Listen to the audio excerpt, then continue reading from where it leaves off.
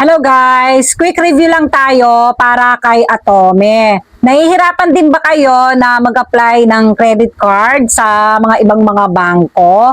Ako kasi talaga, dati meron akong Union Bank and East West Bank.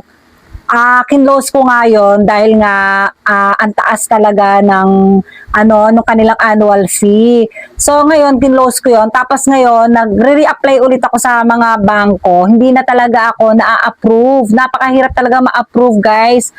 Pero nag-apply ako ng Atome. Talagang ang bilis na approve talaga agad ako and wala na silang mga cheche-boreche na mga requirements pa na hinihingi. Basta meron lang kayong valid IDs and masasagot nyo lang na maayos yung kanilang mga basic information. Ayun lang naman. Ngayon, quick review tayo kay Atome Credit Card. So, ito nga yung aking Atome Credit Card. Alam nyo ba, napakaganda ni Atome, guys. Bukod sa wala siyang annual fee, wala rin siyang hidden charges, guys. Tapos, pwede mo siyang gamitin kahit saan talaga tinatanggap si Atome.